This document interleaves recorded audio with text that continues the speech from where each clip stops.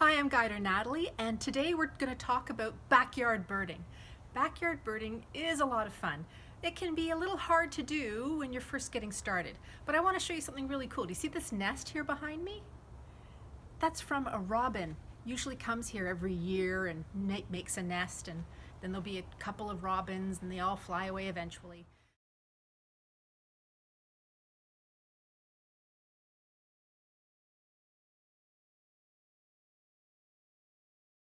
But the reason why I'm talking about backyard birding today is that for the next 6 weeks, so mid-April to mid-May here in Canada, is the Great Migration.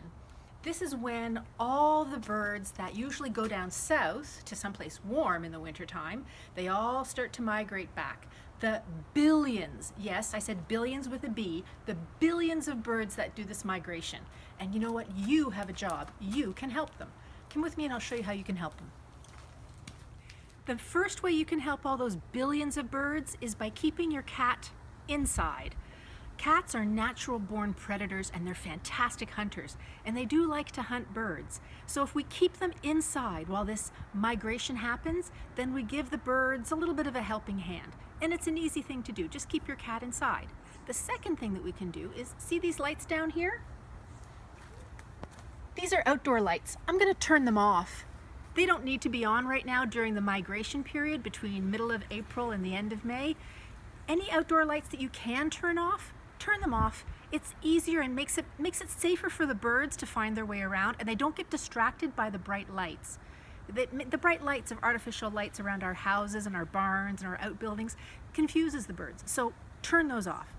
The third thing that you can do, and you can do this any time of the year, is create natural habitat in your backyard or even on your balcony.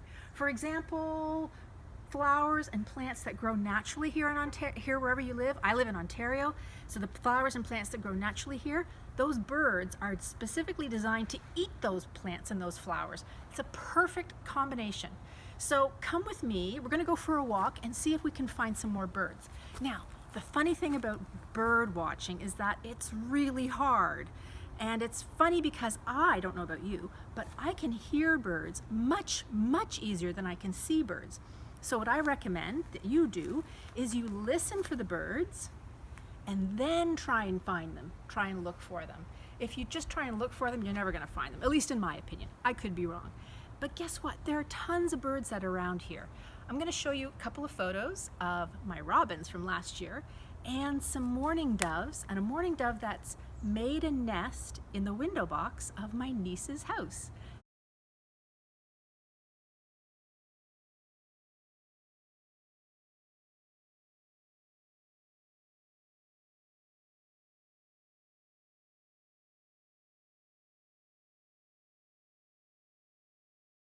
They're only a few hundred meters from a Great Lake, and so they get lots of birds coming in for the Great Migration.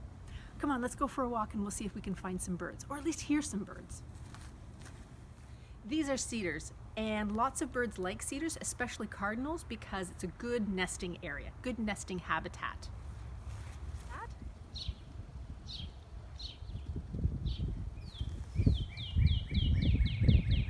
That's a cardinal.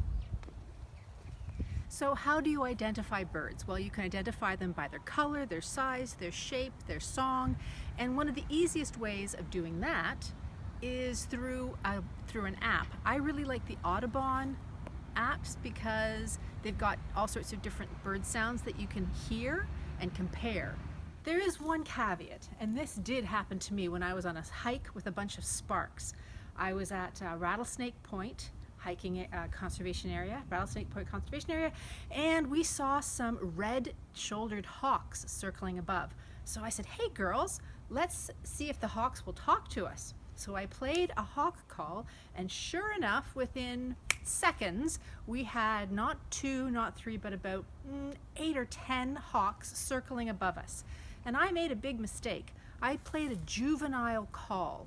Juvenile means young. So I basically played a little bird crying out for its mom and its dad. And so all the birds came. So if you do use bird calls on an app to attract birds, be very careful because you might not like the results. That's just a caution.